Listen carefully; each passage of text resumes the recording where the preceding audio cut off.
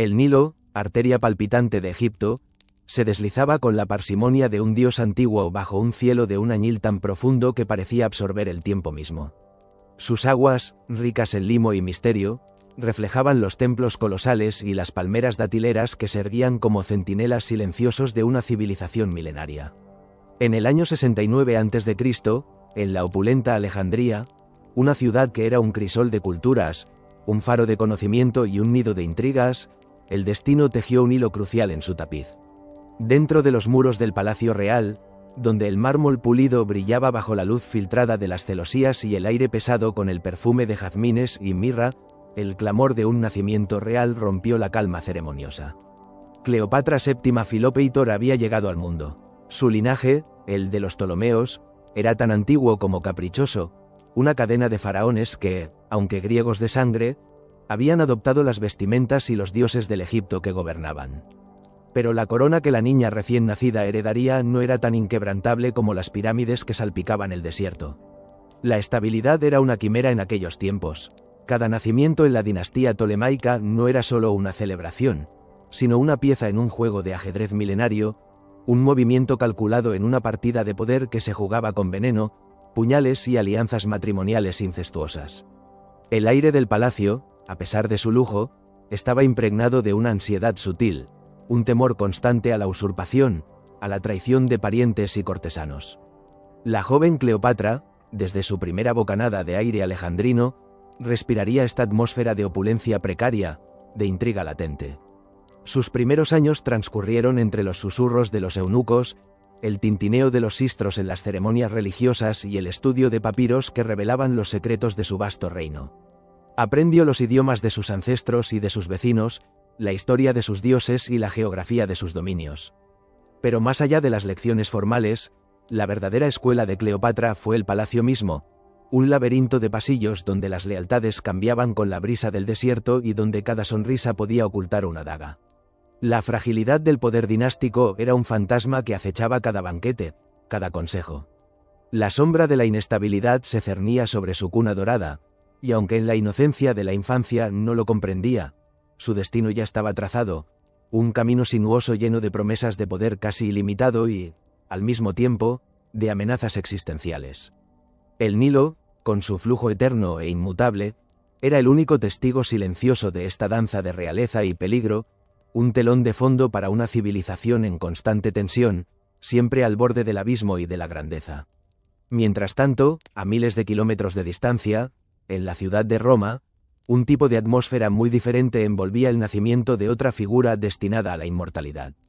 También en el año 69 a.C., en el corazón palpitante de la República, Octavia la Menor llegó al mundo. No fue en un palacio de especias y mármol oriental, sino en una domus patricia, de sólidas paredes de piedra y techos de teja roja, donde el aire olía a incienso quemado en honor a los lares, a pan recién horneado y a la disciplina espartana que caracterizaba a la élite romana. Su cuna no estaba rodeada de eunucos y bailarinas, sino de matronas de semblante severo y esclavos discretos, todos imbuidos de la gravitas y la virtud que eran los pilares de su sociedad. Octavia nació en una de las familias más influyentes de la República, un linaje que se enorgullecía de su servicio a Roma y de su adhesión a las viejas costumbres. La Roma que la vio nacer era una ciudad de contrastes. Por un lado, una metrópoli en expansión, con sus foros bulliciosos, sus templos imponentes y sus legiones conquistadoras que extendían su imperio por todo el Mediterráneo. Por otro, una república que se desangraba lentamente por las luchas internas, por la ambición desmedida de sus generales y políticos, y por la creciente desigualdad social. La agitación civil era una corriente subterránea constante, un murmullo que se convertía a menudo en rugido. En este entorno, la educación de Octavia fue rigurosa y enfocada en el deber. No se la preparaba para el gobierno directo, sino para ser el pilar de su hogar, la guardiana de la virtud romana, la madre de futuros ciudadanos y la pieza clave en las alianzas políticas. Se le inculcó la modestia, la piedad, la frugalidad y, sobre todo, la lealtad a su familia y a la República. Creció aprendiendo a tejer, a administrar el hogar, a leer y a entender las complejidades de la política a través de las conversaciones de los hombres de su familia. Su infancia estuvo marcada por una serenidad y disciplina que contrastaban fuertemente con la vida palaciega de Alejandría. Aunque ajena a las intrigas egipcias, su destino ya estaba entrelazado con la política de la élite romana.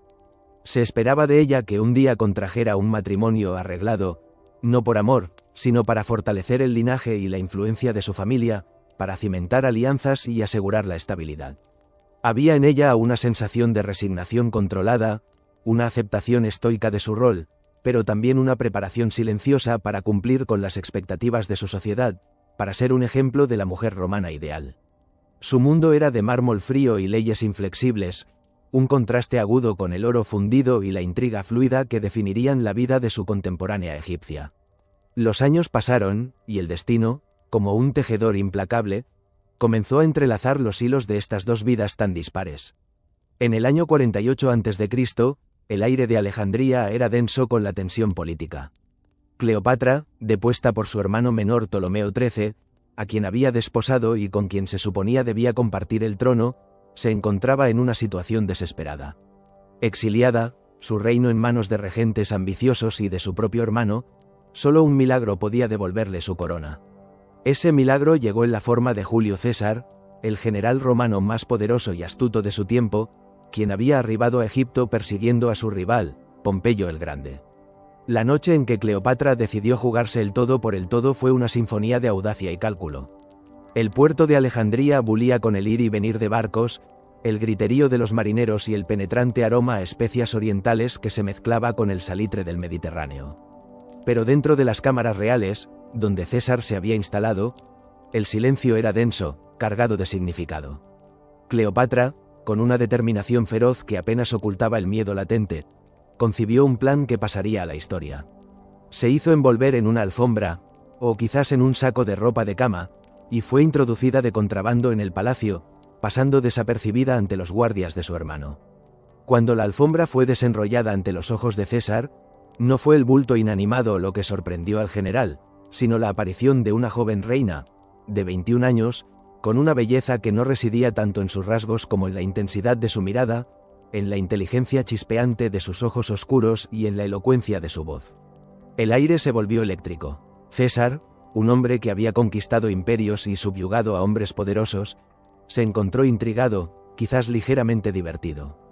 Evaluó la situación con su mente estratégica, reconociendo no solo la desesperación de la mujer, sino también la audacia de su acto y el potencial político de su causa. Para Cleopatra, ese encuentro era su única esperanza de supervivencia. Su estado psicológico era una mezcla de terror ante el abismo de la derrota y una convicción férrea en su propia capacidad para persuadir, para seducir. Cada palabra, cada gesto, estaba calculado para encantar a César, para presentarse no solo como una reina legítima, sino como una aliada indispensable, una mujer de intelecto y ambición a la altura del propio romano. La fachada de encanto y seducción que proyectaba ocultaba una voluntad de hierro, una determinación de hierro para recuperar su trono y asegurar el futuro de su dinastía. Y César, el gran conquistador, cayó bajo su hechizo, sellando así no solo el destino de Cleopatra, sino también el de Egipto y, en última instancia, el de Roma misma. 4 años después, el destino volvió a golpear con una brutalidad inesperada, alterando el curso de la historia de manera irreversible. En el año 44 a.C., Cleopatra se encontraba en Roma, no como una reina suplicante, sino como la amante del hombre más poderoso del mundo, Julio César, y madre de su hijo, Cesarión. Residía en una lujosa villa en los jardines de César, en la otra orilla del Tíber, lejos del bullicio del foro, pero lo suficientemente cerca para sentir el pulso de la política romana. Había sido un período de esplendor y de creciente tensión. Los romanos, en su mayoría, miraban con desconfianza a esta reina extranjera que parecía ejercer una influencia indebida sobre su dictador. El 15 de marzo, los idus de marzo, se tiñó de sangre. El shock y el caos se apoderaron de Roma en un instante. La noticia del asesinato de César, apuñalado por un grupo de senadores en la curia de Pompeyo, corrió como un reguero de pólvora por las calles empedradas, sembrando el pánico y la confusión. Una atmósfera de traición y paranoia se cernió sobre la ciudad. El ideal republicano, o lo que quedaba de él, chocaba violentamente con la ambición individual de los conspiradores y las lealtades rotas. El luto por César se mezclaba con una incertidumbre abrumadora sobre el futuro de la República. ¿Habría paz o una nueva guerra civil? Cleopatra, en su villa, experimentó un profundo temor y una sensación de desamparo que la invadieron como una ola helada. Su protector, su amante, el padre de su hijo, había sido brutalmente arrancado de su lado. De repente, se encontró vulnerable en el corazón de un imperio que la veía con recelo. Su prioridad absoluta era la seguridad de Cesarión, su pequeño hijo, y la preservación de su trono en Egipto.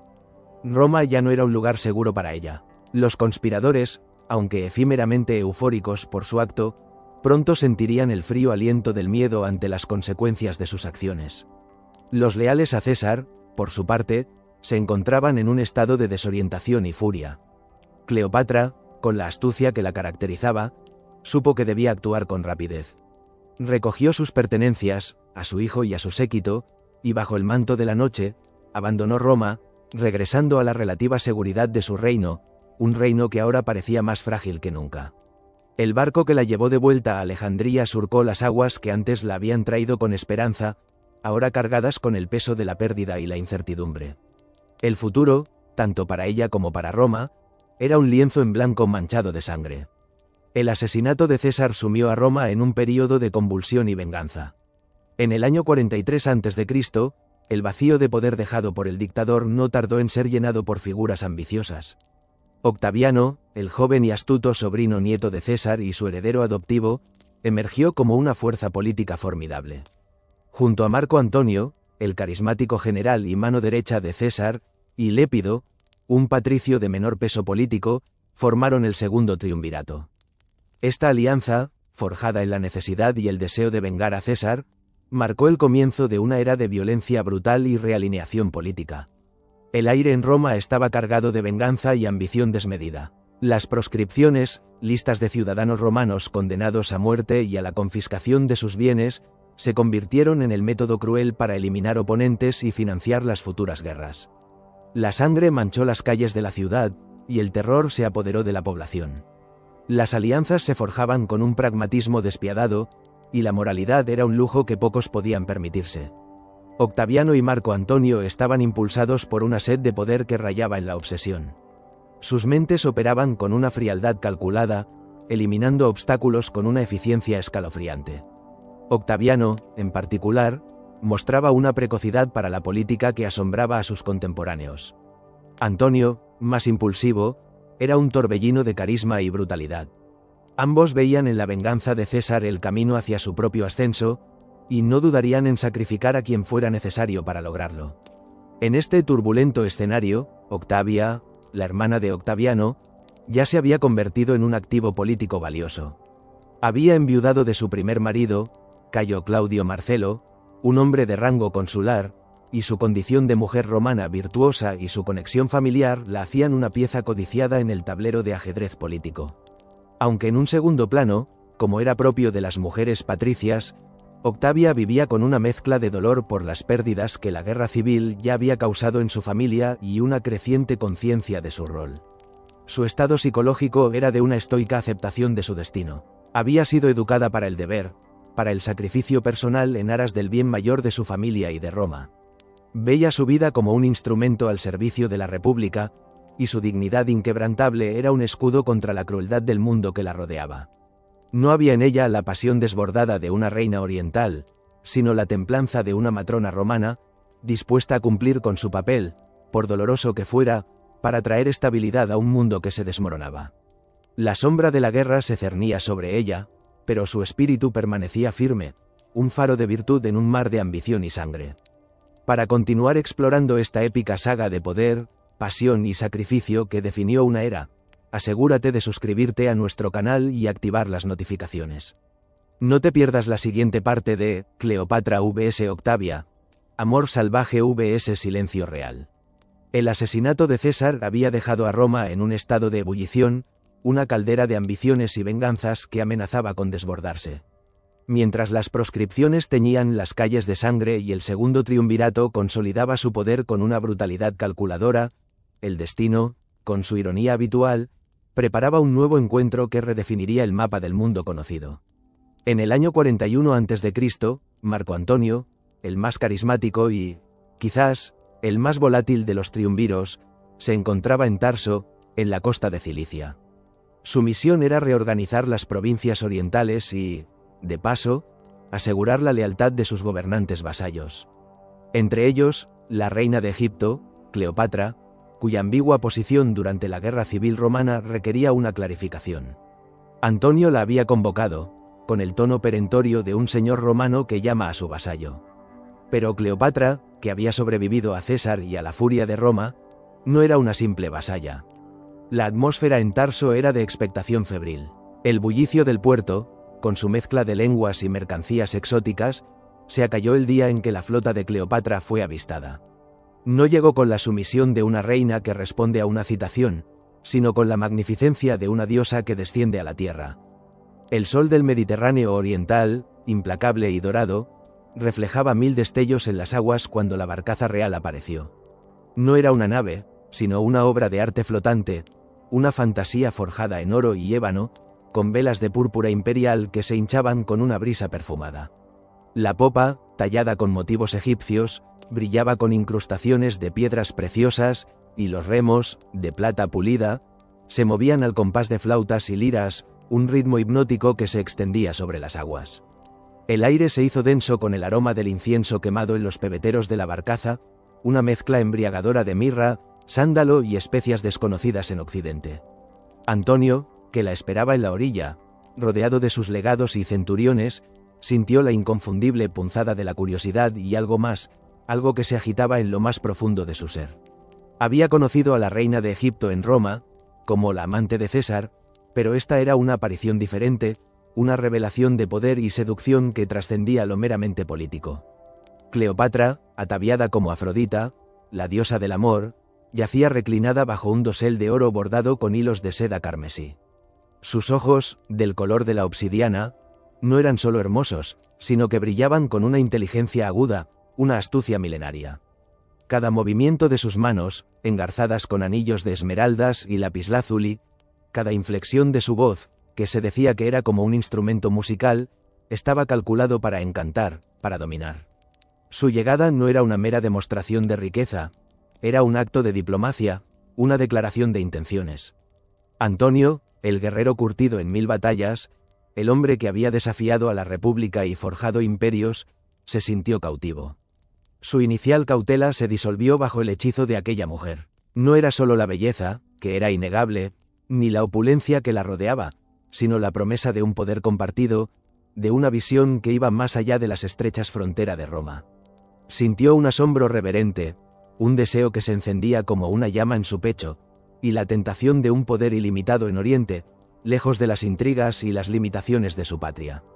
Cleopatra, con una confianza renovada y un dominio magistral de la teatralidad política, se sentía victoriosa incluso antes de pronunciar una palabra. Su objetivo era claro: asegurar su reino y la herencia de su hijo, Cesarión. En Marco Antonio, veían no solo a un amante potencial, sino a un protector formidable, un general que podía garantizar la supervivencia de Egipto y la continuidad de su dinastía. Se sentía en control, manejando los hilos de la ambición de Antonio con la misma destreza con la que un músico toca su lira. El aire fatalista que envolvía su encuentro era casi palpable, un presagio de la colisión entre el deber romano y el encanto oriental, una colisión que cambiaría sus vidas y el curso de la historia. Mientras Marco Antonio se dejaba arrastrar por la marea seductora de Oriente, en Roma, los hilos del destino tejían una trama diferente. El año 40 a.C. trajo consigo la muerte de Fulvia, la primera esposa de Antonio, una mujer de carácter fuerte que había sido una fuerza política por derecho propio. Su muerte, para muchos, abrió una ventana a la reconciliación entre los triunviros, cuya relación se había tensado hasta el punto de la guerra abierta. Octaviano, siempre calculador y astuto, vio la oportunidad de cimentar una alianza crucial con Antonio, su rival más formidable. La atmósfera en Roma era de un cálculo político frío y un deber cívico. La ciudad, hastiada de años de guerra civil, respiró un alivio colectivo ante la posibilidad de paz. Pero bajo la superficie, las tensiones y ambiciones no resueltas seguían latentes, como brasas bajo las cenizas. El matrimonio, en la Roma patricia, rara vez era una cuestión de amor romántico. Era un acto de Estado, una herramienta para forjar alianzas y consolidar el poder. Y así, Marco Antonio, el general que se había rendido a los encantos de la reina de Egipto, se encontró en el altar con Octavia la Menor, la hermana de Octaviano. La ceremonia, aunque revestida de la solemnidad romana, carecía del fuego de la pasión. Era un ritual, un intercambio de votos que sellaba un pacto político más que una unión de almas. Octavia, vestida con la túnica blanca y el velo de llama que correspondían a una novia romana, asumió su rol con la dignidad y la virtud que se esperaban de ella. No había en sus ojos el brillo de una enamorada, sino la serena resolución de una mujer que entendía la magnitud de su sacrificio. Veía este matrimonio como un paso necesario para la paz, para el bienestar de su familia, para la estabilidad de Roma. Su estado era de resignación estoica, pero también de una esperanza genuina de poder contribuir a la armonía, de ser un pilar en un mundo que se tambaleaba. Marco Antonio, aunque pragmático y consciente de la necesidad de la alianza con Octaviano, sentía el peso de su deber. La imagen de Cleopatra, con su barcaza de oro y su mirada hipnótica, aún danzaba en los rincones de su mente. Pero en Octavia, veía una esposa digna, una mujer de impecable virtud romana, un puente hacia su cuñado y, por ende, hacia la estabilidad política que Roma anhelaba.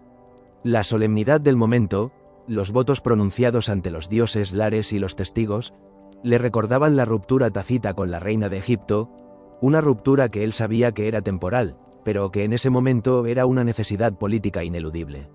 El matrimonio con Octavia era un compromiso con Roma, con sus tradiciones, con su futuro, un contrapeso al exótico y peligroso encanto de Alejandría. Los años siguientes transcurrieron en una tensa calma, un equilibrio precario entre las ambiciones de los triunviros. Octavia se comportó como la esposa romana ideal, fiel, modesta y dedicada a su esposo y a su familia.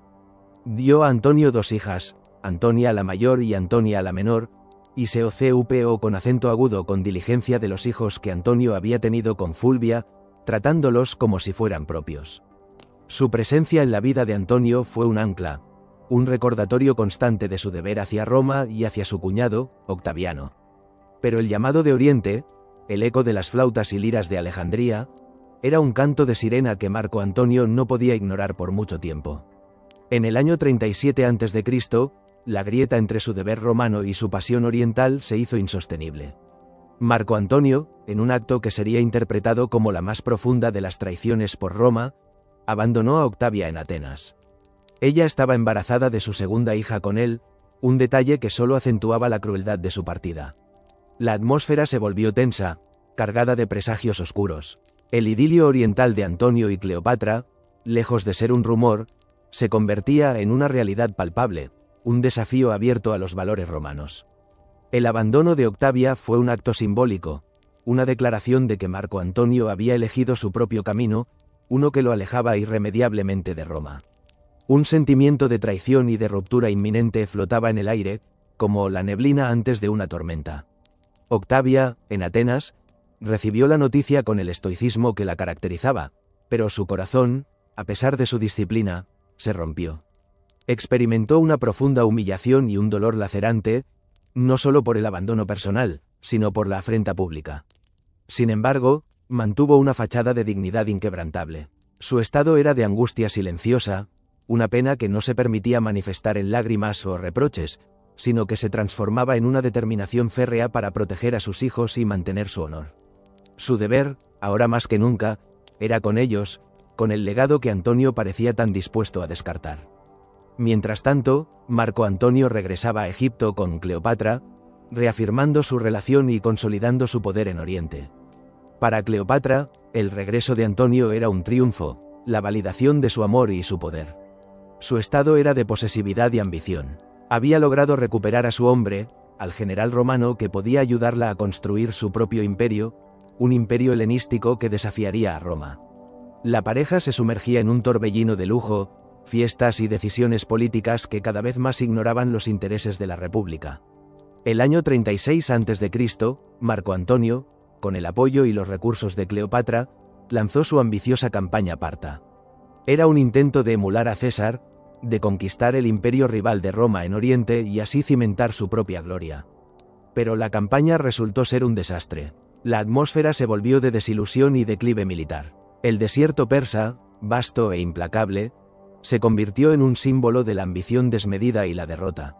Las legiones romanas, acostumbradas a la victoria, sufrieron grandes pérdidas, diezmadas por las tácticas de guerrilla de los partos, el hambre y las enfermedades. La logística romana se tambaleó, y la confianza en el liderazgo de Antonio disminuyó con cada legionario caído. Marco Antonio, el brillante general que había compartido el mando con César, se encontró frustrado y humillado. Su orgullo estaba herido, su reputación militar empañada. La derrota fue un golpe devastador para su moral y su autoridad. Su dependencia de Cleopatra, que había sido su principal fuente de recursos para la campaña, aumentó drásticamente. Esto lo hacía más vulnerable a su influencia, a sus consejos, a sus deseos. La reina de Egipto, aunque preocupada por el bienestar de su amante y aliado, también vio la oportunidad de fortalecer aún más su posición. Era la única fuente de apoyo real para Antonio en su momento de mayor debilidad, y eso le otorgaba un poder inmenso. La visión de un imperio conjunto, con Alejandría como su corazón, se afianzaba en la mente de Cleopatra con cada revés sufrido por Antonio en las estepas partas. A medida que la distancia entre Antonio y Roma se hacía insalvable, Octavia, en Roma, se mantenía como un faro de virtud y lealtad.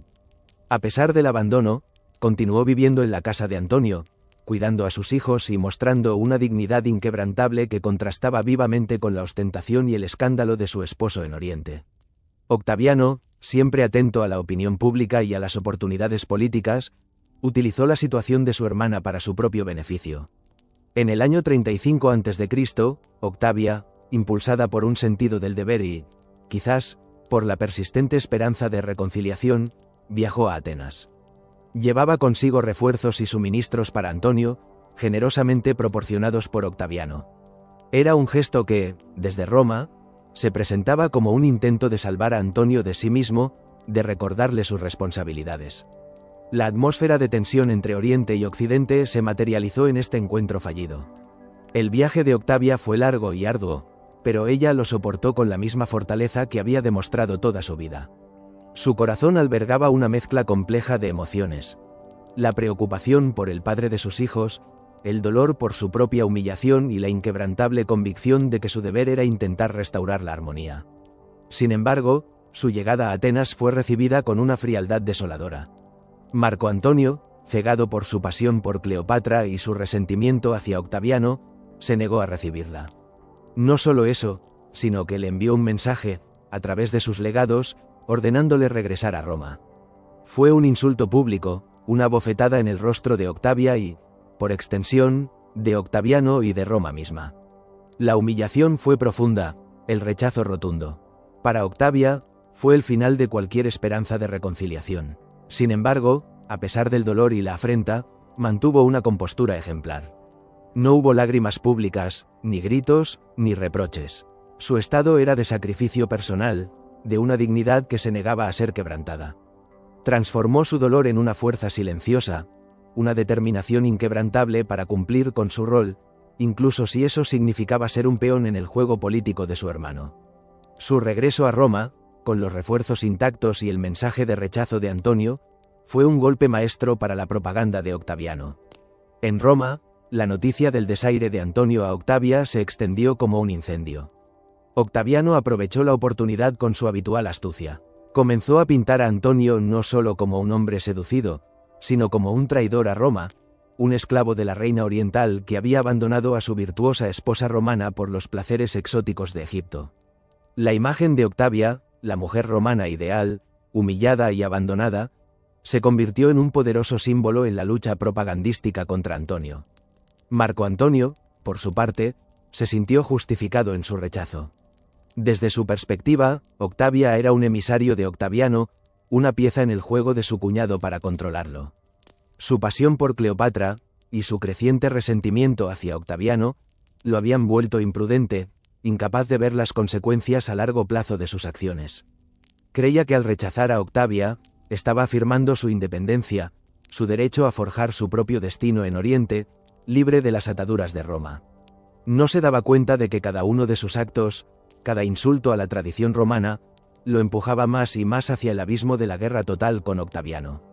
El Mediterráneo, que había sido testigo de tantos dramas, se preparaba para la batalla final, un choque de imperios, de culturas y de dos mujeres extraordinarias, cada una a su manera, que se encontraban en el epicentro de la tormenta. El silencio real de Octavia, su estoica aceptación de su destino, se opuso al amor salvaje de Cleopatra, una fuerza volcánica que arrastró a Marco Antonio lejos de Roma y de su deber. La semilla de la confrontación final, que culminaría en la batalla por el control del mundo, había sido sembrada. El destino de ambas mujeres, entrelazado por un hombre y un imperio, se dirigía inexorablemente hacia un clímax trágico. El rechazo público de Marco Antonio a Octavia había sellado su destino en Roma, convirtiéndola en un símbolo de la virtud ultrajada. Mientras tanto, en Alejandría, el aire se tornaba cada vez más denso con la promesa de un nuevo amanecer para el Oriente. Era el año 34 a.C. cuando la magnificencia de Cleopatra alcanzó su apogeo visible, un desafío audaz y sin precedentes al poder de Roma. La ciudad, ya de por sí un crisol de culturas y un faro de opulencia, se vistió de gala para un espectáculo que quedaría grabado en la memoria de la historia: las donaciones de Alejandría. Los ecos de la Roma republicana, con sus valores de austeridad y servicio, chocaban violentamente con la visión imperial que Cleopatra y Antonio estaban forjando. El día de la ceremonia, la plaza principal de Alejandría, adornada con tapices púrpuras y dorados, exhalaba un aroma embriagador a incienso y flores exóticas. El sol egipcio, un disco ardiente en un cielo implacable, bañaba las estatuas y los obeliscos con una luz cegadora, haciendo brillar el oro y las piedras preciosas que adornaban cada rincón. Era una atmósfera de grandiosidad oriental desbordante, un desafío abierto que resonaría hasta los confines del Imperio Romano. Marco Antonio, ataviado con los ropajes de un faraón helenístico, con una corona que mezclaba la diadema real con insignias romanas, se sentó en un trono de oro macizo.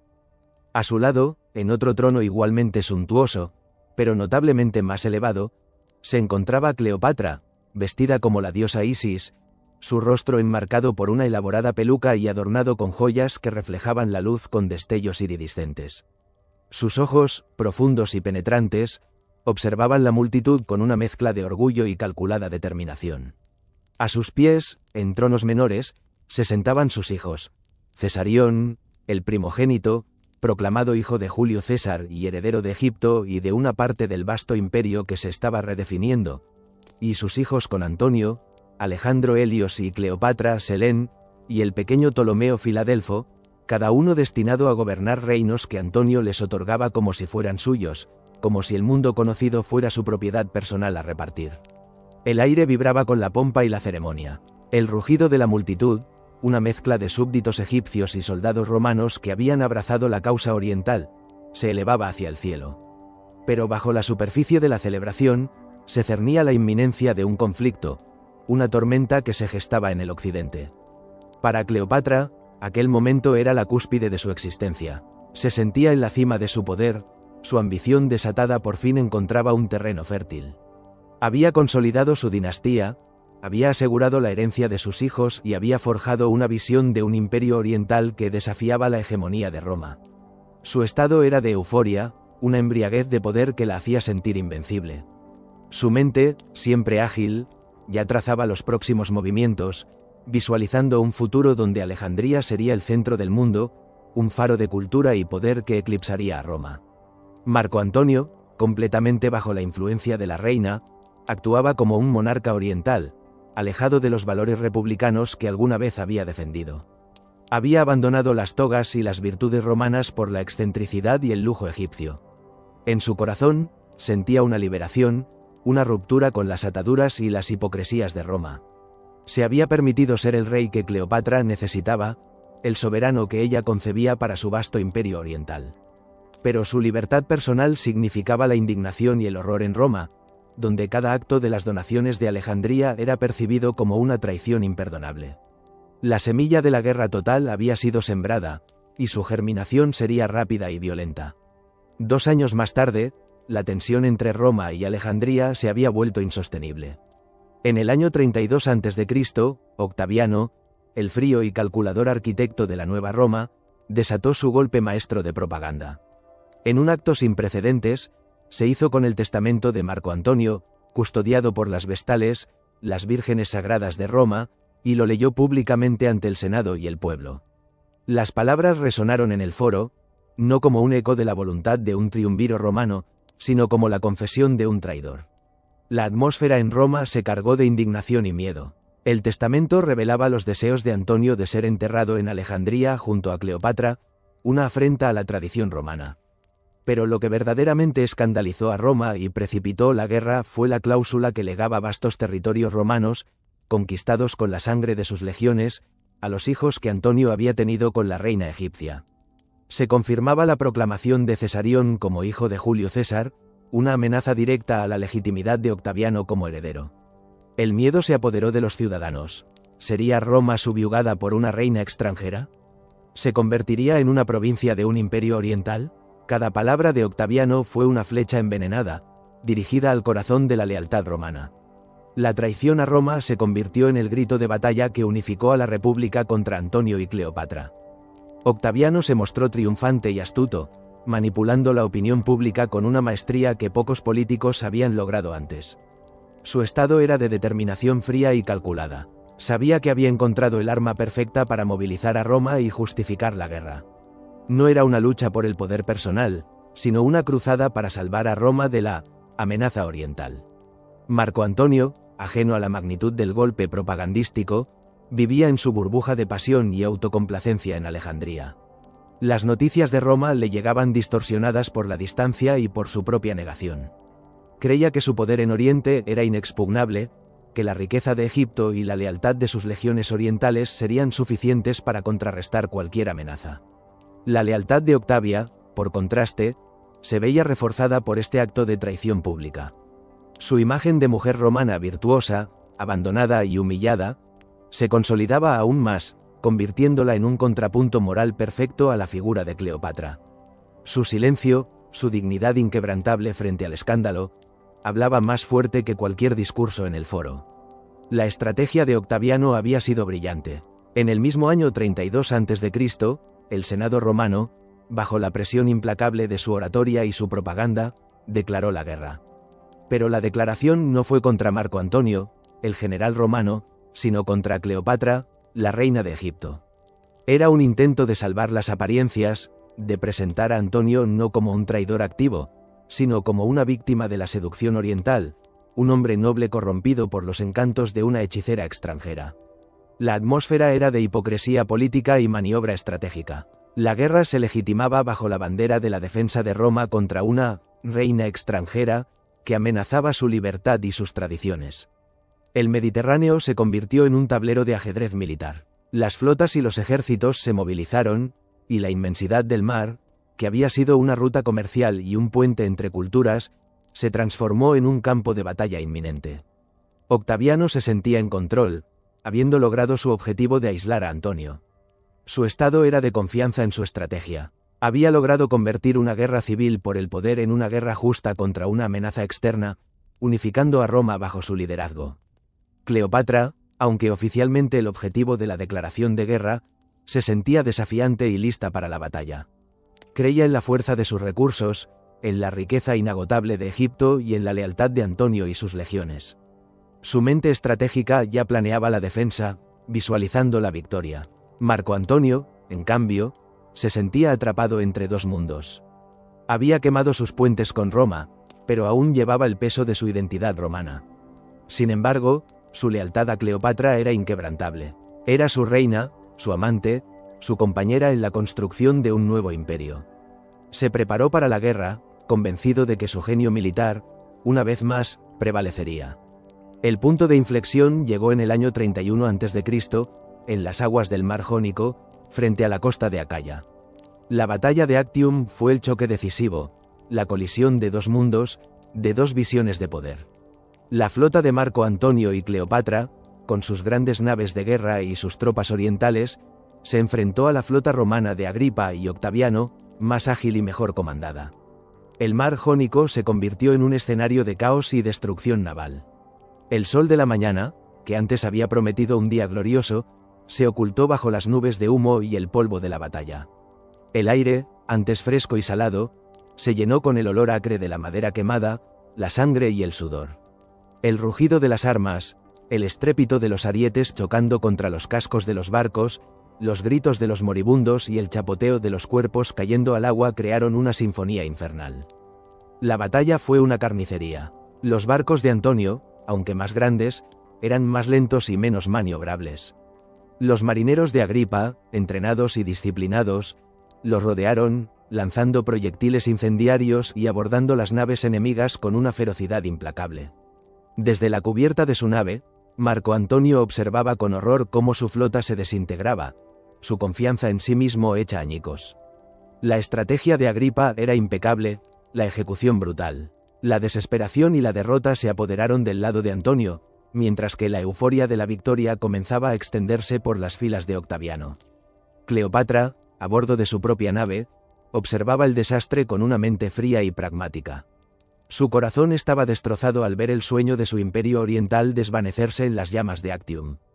Pero su prioridad era la supervivencia de sus hijos y la preservación de lo que quedaba de su reino. Con una decisión audaz, y quizás desesperada, ordenó a sus naves que rompieran el bloqueo y huyeran. Marco Antonio, al ver la bandera de Cleopatra retirarse, y sintiendo que todo estaba perdido, la siguió en una huida ignominiosa, dejando a sus soldados a su suerte. El estado de Marco Antonio era de profunda desesperación y confusión. La humillación de la derrota, la traición de su propia huida, lo habían sumido en un abismo de vergüenza y desesperanza. Su fe en sí mismo, en su genio militar, se había desmoronado. Octaviano y Agripa, por otro lado, sentían la euforia de la victoria. Sabían que el camino hacia el poder absoluto, hacia la unificación de Roma bajo un solo hombre, estaba despejado. Actium no fue solo una batalla, fue el fin de una era, el preludio del imperio. La huida de Actium fue solo el comienzo de una retirada desesperada. En el año 31 a.C., Marco Antonio y Cleopatra regresaron a Egipto, a la opulencia de Alejandría, pero ahora con el sabor amargo de la derrota. La atmósfera de la ciudad, antes vibrante y llena de vida, se había transformado en una de desesperación y resignación. El lujo de los palacios y la riqueza de las calles se sentían ahora como una jaula dorada, un refugio que se encogía a medida que las legiones de Octaviano avanzaban implacablemente. Marco Antonio se hundió en una profunda depresión, atormentado por la derrota y la vergüenza. Pasaba sus días en banquetes melancólicos, buscando consuelo en el vino y en la compañía de Cleopatra, pero su espíritu estaba roto. Su estado era de colapso psicológico, un general que había perdido su honor y su propósito. Intentaba reagrupar fuerzas, pero la moral de sus tropas estaba por los suelos, y los aliados desertaban ante la inminente llegada de Octaviano. Cleopatra, aunque herida por la derrota, mantenía una feroz determinación por salvar lo que quedaba. Su mente, en un torbellino de estrategias finales, exploraba cada opción posible. Había intentado negociar con Octaviano, ofreciendo la rendición de Antonio y la entrega de sus tesoros, pero el joven romano era implacable. La reina se preparaba para la resistencia, fortaleciendo las defensas de Alejandría, pero también contemplaba la posibilidad del suicidio, la última declaración de soberanía de una reina que se negaba a ser exhibida como trofeo. El tiempo se agotaba inexorablemente. Cada día que pasaba, las legiones de Octaviano se acercaban más, su sombra proyectándose sobre el Nilo. La esperanza se convertía en quimera, una ilusión que se desvanecía con cada amanecer. Alejandría, la joya del Oriente, se preparaba para su última batalla, su último acto en el gran drama de la historia. Las vidas de Cleopatra y Antonio, entrelazadas en un amor salvaje y una ambición desmedida, se acercaban a su trágico final, dejando atrás un rastro de gloria y desolación. El silencio real de Octavia, en Roma, aguardaba las noticias, su dignidad intacta, su destino aún por revelarse en el nuevo orden que estaba por nacer. El brillo opulento de Alejandría, aquel faro de civilización helenística que había seducido a Marco Antonio y había sido el epicentro del sueño de Cleopatra, comenzó a palidecer bajo el inexorable avance de las legiones de Octaviano. El aire vibraba con una tensión palpable, una desesperación contenida que se aferraba a los últimos resquicios de esperanza. Las calles, que antaño resonaron con el bullicio de mercaderes y el tintineo de joyas, ahora se sumían en un silencio expectante, roto solo por el lejano redoble de tambores romanos que anunciaba la inminente llegada del conquistador. Marco Antonio, el otrora glorioso general, se había hundido en un abismo de melancolía y desesperanza. El desastre de Actium había quebrado su espíritu, y la huida ignominiosa había corroído su honor. Vagaba por los salones del palacio, antes testigos de sus bacanales y sus sueños de grandeza, con la mirada perdida, los hombros caídos bajo el peso de una vergüenza insoportable. Su mente, habituada a la estrategia y a la victoria, ahora era un torbellino de reproches y fantasmas. Las noches las pasaba en banquetes fúnebres, donde el vino ya no ofrecía consuelo, sino un velo aún más denso sobre la realidad ineludible. Cleopatra, con una determinación que rayaba en la locura, intentaba insuflarle ánimos, organizar una última resistencia, pero el fuego en los ojos de Antonio se había extinguido. Era un hombre roto, un coloso derrumbado. La noticia de la traición de sus últimas legiones, que habían desertado para unirse a Octaviano, fue el golpe final. Antonio se refugió en su torre, el monumento que había construido para sí mismo, un refugio que ahora se sentía como una celda. Un mensajero, con el rostro cubierto de polvo y el aliento agitado, llegó con una noticia devastadora, una mentira piadosa urdida por Cleopatra para protegerlo de la inminente captura. La reina, para evitar ser hecha prisionera, se había dado muerte. El mundo de Marco Antonio se desmoronó por completo. La mujer por la que había sacrificado todo, por la que había desafiado a Roma, por la que había soñado con un imperio oriental, se había ido. El dolor fue un puñal que le atravesó el alma, más agudo que cualquier herida de batalla. La desesperación le nubló el juicio, la razón se ahogó en un mar de angustia. No podía concebir un mundo sin Cleopatra, ni soportar la humillación de ser arrastrado en triunfo por las calles de Roma. Con manos temblorosas, desenvainó su espada, el arma que tantas veces le había dado la victoria, y se la clavó en el abdomen. Pero la mano del guerrero, acostumbrada a matar con precisión, falló en su propio final. La herida no fue mortal al instante, solo prolongó la agonía. Los gritos de sus sirvientes alertaron a Cleopatra, que, atrincherada en el mausoleo que se había hecho construir, ordenó que lo subieran hasta ella. La imagen de Antonio, ensangrentado, moribundo, siendo izado con cuerdas hasta la ventana del mausoleo, era la personificación de la tragedia. La reina lo recibió en sus brazos, sus lágrimas se mezclaban con la sangre del moribundo. Sus últimas palabras fueron un lamento por su destino, un suspiro de amor y arrepentimiento. El esplendor de Alejandría se desvanecía, y con Antonio, se iba también el último vestigio de su sueño compartido. El aire se volvió pesado con el hedor a sangre y la fragancia de los ungüentos que Cleopatra intentó inútilmente aplicar. La muerte de Antonio fue un final brutal, desordenado, un reflejo de la vida tempestuosa que había llevado. La captura de Cleopatra fue un hecho inevitable. Los soldados romanos, al mando de Octaviano, irrumpieron en el mausoleo. La reina, con el corazón destrozado por la pérdida de Antonio, pero con una dignidad inquebrantable, se entregó. Fue llevada ante Octaviano, el joven implacable que había desmantelado su mundo. La escena era un choque de voluntades, de dos fuerzas opuestas del destino. Él, frío y calculador, con la victoria tatuada en cada gesto. Ella, desafiante y astuta, intentando una última vez manipular su destino. Cleopatra, a pesar de su reciente duelo, no había perdido su encanto. Sus ojos, aunque velados por el dolor, aún irradiaban la inteligencia y el carisma que habían cautivado a César y Antonio.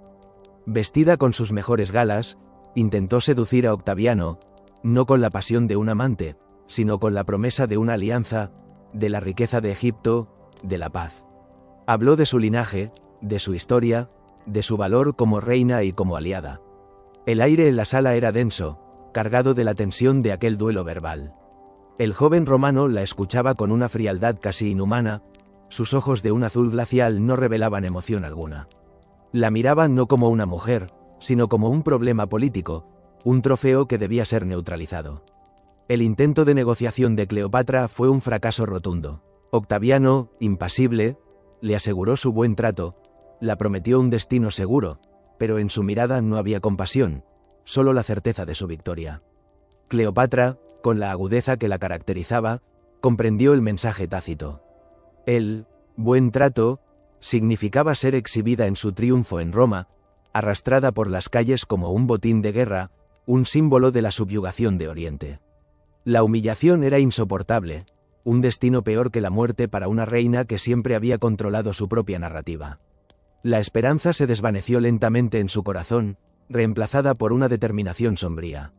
En su confinamiento, bajo la atenta vigilancia de los guardias romanos, Cleopatra tomó su decisión final. No sería el espectáculo de Octaviano, no sería una esclava en su propia derrota. La muerte, para ella, no era una rendición, sino un último acto de soberanía, la única forma de controlar su propio destino. El silencio se instaló en sus aposentos, un silencio solemne, casi ritualístico. Ordenó a sus últimas sirvientas leales, Iras y Charmion, que la prepararan. El aire se llenó con el aroma de los perfumes y los ungüentos que siempre la habían rodeado, un último acto de belleza en medio de la tragedia. No hubo dramatismo, no hubo gritos. La leyenda cuenta que un campesino, burlando la vigilancia, le entregó una cesta de higos, en cuyo interior se ocultaba el áspid, la pequeña cobra egipcia, símbolo de la realeza y la divinidad. Cleopatra, con una calma espeluznante, se despidió de sus sirvientas. Su última mirada fue hacia el sol poniente, que teñía el Nilo de púrpura y oro, los colores de su reino moribundo. Se llevó la serpiente al pecho, o quizás a la muñeca, permitiendo que el veneno divino fluyera por sus venas. El dolor fue sutil, una punzada que se transformó en una somnolencia dulce, en un olvido liberador. La muerte de Cleopatra fue un acto de heroísmo trágico, un control absoluto hasta el último aliento. Cuando los guardias romanos irrumpieron en la habitación, alertados por el prolongado silencio, la encontraron tendida en su lecho, serena, con una sonrisa apenas perceptible en los labios. Iras yacía a sus pies, y Charmion, con la diadema de la reina en la cabeza, expiraba a su lado. La dinastía tolemaica, que había gobernado Egipto durante casi 3 siglos, había llegado a su fin. El esplendor de una era se desvanecía con el último aliento de su reina. Octaviano, al enterarse de su muerte, sintió una mezcla de frustración por no poder exhibirla en su triunfo y un respeto renuente por su indomable espíritu. Había ganado, pero ella le había negado la última victoria. El año 29 a.C. vio a Octaviano regresar a Roma, no como un general más, sino como el indiscutible señor del mundo romano. La ciudad se desbordaba de júbilo, celebrando un triple triunfo que duró 3 días. Las calles, adornadas con guirnaldas de laurel y flores, resonaban con el clamor de la multitud, un rugido ensordecedor que se alzaba hacia el cielo. El aire, denso con el aroma de incienso quemado y el sudor de la multitud, vibraba con la euforia colectiva. El espectáculo era grandioso. Delante de Octaviano, desfilaban los tesoros de Egipto, los símbolos de su victoria, esculturas de dioses egipcios, obeliscos, carros cargados de oro y plata, animales exóticos y, lo más importante, los cautivos. Entre ellos, los hijos de Marco Antonio y Cleopatra, pequeños y asustados, forzados a caminar en la procesión que celebraba la destrucción de su madre. Sus ojos, llenos de confusión y miedo, miraban el rostro impasible de Octaviano, que avanzaba en su carro triunfal, vestido con la toga púrpura y laureada, el cetro en la mano, el rostro bañado por la luz del sol y el aplauso de la multitud. Octaviano, en la cima del mundo, sentía la satisfacción de su triunfo absoluto. Había logrado su objetivo, ser el único gobernante de Roma. La República, en su forma tradicional, había muerto con César y Antonio. De sus cenizas nacería el Principado, el imperio que él construiría y que llevaría su nombre, Augusto. Pero el camino hacia el poder absoluto había sido implacable, y no todos los cabos sueltos podían dejarse sin atar. Cesarión, el hijo de Cleopatra y Julio César, fue ejecutado sin piedad. No podía permitirse la existencia de un posible rival, de un heredero con una pretensión tan poderosa a la sangre de César. La noticia de su muerte se perdió en el estruendo del triunfo, un pequeño sacrificio en el altar del nuevo orden. Los hijos de Antonio y Cleopatra, Alejandro Helios, Cleopatra Selén y Ptolomeo Filadelfo, fueron llevados a Roma, no para ser ejecutados, sino para ser exhibidos como prueba de la victoria romana. Su futuro era incierto, su destino, el de huérfanos en una tierra extraña, lejos de la calidez del Nilo y la opulencia de Alejandría. El contraste entre el rugido de la multitud celebrando la victoria y el silencio de estos niños, perdidos en la inmensidad de la procesión, era desgarrador. La brutalidad del poder se revelaba en la inocencia de sus rostros, en la sombra que proyectaban sobre el esplendor del triunfo. Mientras Roma celebraba su nuevo amo, en la quietud de una domus patricia, una mujer observaba los acontecimientos con el corazón apesadumbrado pero el espíritu firme. Octavia, la hermana de Octaviano, había sido testigo silencioso de la caída de Antonio, de la muerte de Cleopatra, de la transformación de Roma. Había llorado en privado por el hombre que había sido su esposo, y había sentido la humillación de su abandono. Pero su virtud romana, su sentido del deber, era inquebrantable. Cuando los hijos de Antonio llegaron a Roma, huérfanos y desamparados, Octavia no dudó. Con una nobleza de espíritu que contrastaba con la fría política de su hermano, los acogió en su hogar. No solo a sus propias hijas con Antonio, Antonia la mayor y Antonia la menor, sino también a los hijos que él había tenido con Fulvia, y, lo más sorprendente para muchos, a los hijos de Cleopatra. Alejandro Helios, Cleopatra Selén y el pequeño Ptolomeo Filadelfo encontraron en la casa de Octavia un refugio de compasión y dignidad. La atmósfera en el hogar de Octavia era de una paz serena, un remanso de humanidad en medio de la victoria imperial. Allí, los niños, que habían sido peones en un juego de poder brutal, encontraron un hogar, una madre adoptiva que les ofreció amor y estabilidad. Octavia, a pesar del dolor personal y la humillación sufrida, demostró una generosidad sin límites. No veía en los hijos de Cleopatra a los descendientes de su rival, sino a niños inocentes que necesitaban protección. Su estado era de compasión maternal, de cumplimiento del deber familiar, encontrando consuelo en la crianza de estos pequeños y en el mantenimiento de la memoria de Antonio de la mejor manera posible, honrando su linaje incluso cuando él mismo lo había deshonrado. El sonido de las risas infantiles, el murmullo de las lecciones, los pasos suaves por los pasillos, contrastaban con el estruendo de la ciudad que celebraba la victoria de su hermano. Octavia, con su silencio real, construía un legado de virtud que perduraría mucho más allá de los triunfos efímeros. Los años pasaron, y la paz augustea se asentó sobre Roma y su vasto imperio. Octaviano, ahora Augusto, el primer emperador de Roma, gobernó con sabiduría y autoridad, transformando la república en un imperio que duraría siglos. Su visión de una Roma estable y próspera se hizo realidad, y su nombre se grabó en la historia como el fundador de una nueva era. Octavia vivió una vida larga y respetada, una matrona romana ejemplar. Continuó criando a todos los hijos de Antonio, incluyendo a Cleopatra Selén, quien más tarde se casaría con el rey Juba II de Mauritania, llevando un pedazo del legado de su madre a un nuevo reino. Octavia fue un pilar de la sociedad romana, admirada por su piedad, su modestia y su inquebrantable dignidad. Su muerte, en el año 11 a.C., fue llorada por su hermano, el emperador, y por todo el pueblo romano, que la veía como el epítome de la virtud. 14 años después de la muerte de Octavia, en el año 14 después de Cristo, Augusto también falleció. El imperio que había construido, las leyes que había promulgado, la paz que había instaurado, se mantuvieron. Las sombras de las pasiones y los sacrificios del pasado persistían, pero el tiempo había permitido que las narrativas se solidificaran, y la verdad de las experiencias de Cleopatra y Octavia se había transformado en mito y leyenda. Augusto, en sus últimos años, debió contemplar el imperio que había forjado, consciente de los sacrificios hechos y las vidas alteradas en el camino. Su estado era de autoridad consolidada y de una fría satisfacción. Había logrado lo imposible, había traído la paz a un mundo convulso. Pero incluso en la cima de su poder, las figuras de Cleopatra y Octavia permanecían como contrapuntos eternos en el tapiz de su vida y de la historia de Roma. La memoria de Cleopatra persiste como un mito de pasión y poder, de amor salvaje. Su figura, envuelta en el misterio y la seducción del Oriente, sigue cautivando la imaginación, un símbolo de la mujer que desafió al poder romano con su intelecto y su carisma. Fue una fuerza volcánica, una reina que jugó con los destinos de imperios y murió como vivió, en sus propios términos. Por otro lado, la memoria de Octavia se celebra como un ideal de virtud romana, de silencio real. Su vida, marcada por el deber, el sacrificio y la dignidad, es un ejemplo de la fuerza silenciosa que puede residir en la templanza y la compasión. No buscó el poder ni la gloria, sino el bienestar de su familia y la estabilidad de Roma, dejando una huella indeleble a través de su inquebrantable humanidad.